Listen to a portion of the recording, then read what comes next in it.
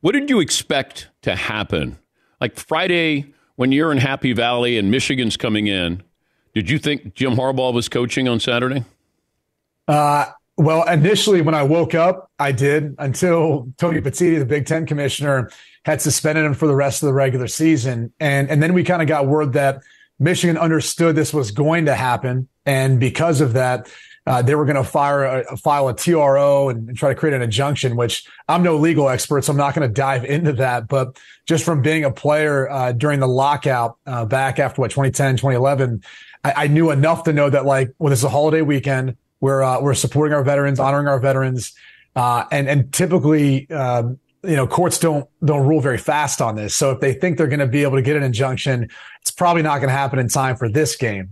Maybe sometime next week. But I think the crazy thing, DP, was I've never gone into like a studio show, and you could probably admit to this too. Like 80-90% of what you prepare for probably goes into the show.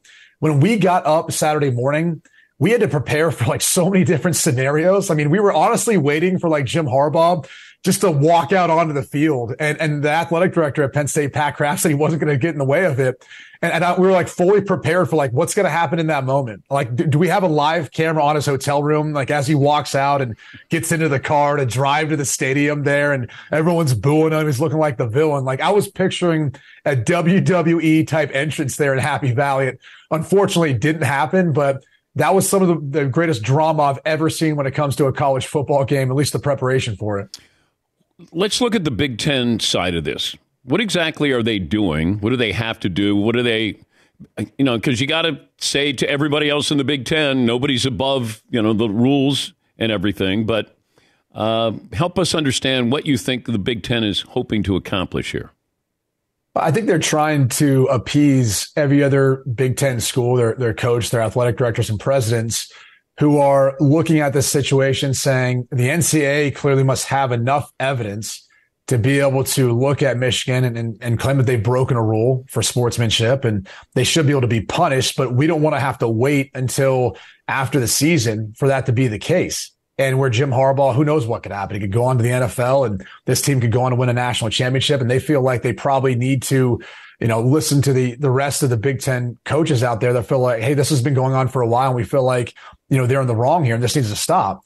The tough thing is it's a precedent that Tony Petitti is going to be setting down his first year. And I think the thing where my mind wanders to is when I got drafted in the NFL in 2007, Roger Goodell took over as NFL commissioner, and there always existed this player conduct policy within the collective bargaining agreement, but no one had really enforced it the way Roger Goodell did. And I think as he enforced the player conduct policy, there are some unforeseen situations that came up that he was then going to be on the hook for and having to make decisions on, and how he's going to punish players and how one player would be compared to another.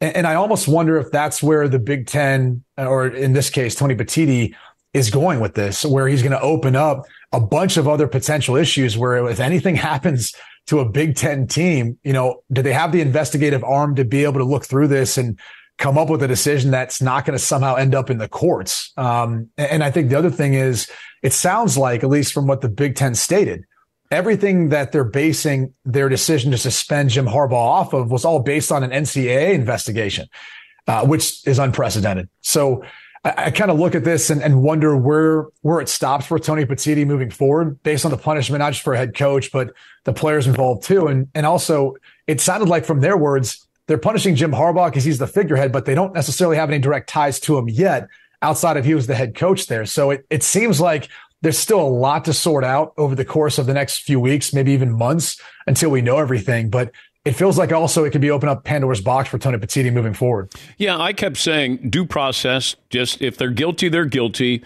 But now as we keep going on, and maybe this is, moved to the end of the postseason, is there a chance Michigan has to forfeit wins? If you're guilty of cheating, like what is cheating and what do you lose if that's going to... Harbaugh might be suspended for the rest of the regular season, but could they be throwing away a couple of seasons here full of, these victory totals? Possibly. I mean, who knows? I mean, we've seen the punishment the NCAA has handed out before. It's always kind of like retroactive. They vacate wins and take away postseasons, and it ends up hurting the current players, not the past players or coaches who was a part of whatever was going on. So it doesn't really seem just in my mind, at least. I think the interesting thing you bring up, though, is like, how far does this go as far as providing Michigan an advantage? And I'm sure that opinion varies depending on the coach you talk to. You know, there's some coaches who don't think it helps them quite as much. There's some who think it's a huge advantage. I mean, if you think about like the information they're gathering and the data, it's all, going to be applied to hopefully the right situations once you get into the game. And you're hoping that if Michigan's scouting everyone out, that everyone's using the same signals, same calls. I mean, nowadays it feels like everyone's got sign stealers that are on sidelines trying to figure that out in game. Who knows if there's other schools doing this and they just haven't been caught for doing this. And so there's just a lot of questions as to the advantage that this actually gives Michigan. And I think from a former player, what bothers me about it is it almost takes away from the success this team's had the past couple of years on the field. I mean, this team has been dominant I'll put it this way, this past week. They didn't need to steal any signs. In fact, they didn't need to throw the football in the second half versus Penn State. They ran the ball 32 straight times. They had one pass attempt that ended up getting wiped out for DPI, and they still beat Penn State in Happy Valley. But why do it, though, Brady? Why do you have somebody who is decoding this if it doesn't help? That's the hard thing. Or you don't need it. I think, who knows, again, how long this has been going on. There's pictures of Connor Stallions on the sidelines of Michigan that predates when a lot of these allegations have been brought up. So I don't know. I mean, if you're only saying, hey, he's only been there the past 2 years, that's not the truth. He's been there before that. And so was it helping them when they weren't winning the Big Ten and they weren't having as great of an advantage? There's still so many questions. I think the reason why you do it is because, like anyone else, you're always trying to find an edge. And they probably thought this was something that, wasn't over the bounds, or if it was against the rules, maybe it was a rogue actor in this case. There's still so much we don't know in this case. So I don't want to speculate on all of it, but I would say this. I feel for the current players that are there. I think they've responded in a manner where they're like, you think we're stealing signs? Like, we'll show you. Like, we'll show you just how good we are. Connor Stallions isn't here anymore. Our head coach has been suspended earlier this year. He wasn't here for this game. We'll just keep winning football games and moving forward. So that's where my thought goes, is I'm just more concerned about the players that are involved in all this and how it impacts them moving forward. Talking to Brady Quinn. He was at Penn State for Michigan's win. I guess you guys are groupies for Michigan. You're just going to follow them. That's your band. Michigan is going to play Maryland, so you guys are on the road with Michigan again? Yeah, it kind of worked out where we had that game anyway, which has typically been our model moving forward. And obviously we have Ohio State, Michigan, which we were going to be at, probably regardless of whether we had that game, but we're fortunate enough to have it every year. So it made a lot of sense coming off the story based on what we're anticipating happening with Harbaugh, maybe even being back coaching next week for the next 2 weeks of the regular season, depending on the injunction. So it just kind of followed suit with our, with what we were doing. So again, hopefully we get that live camera on Jim Harbaugh. Like I've pitched that DP, and I'm not even lying to you. I've told our producer, Bardia, I was like, man, we need to get his hotel a live camera. Like, if we can get a shot of him just like kicked back, legs up, just watching the game, or maybe he's up pacing, like, who knows?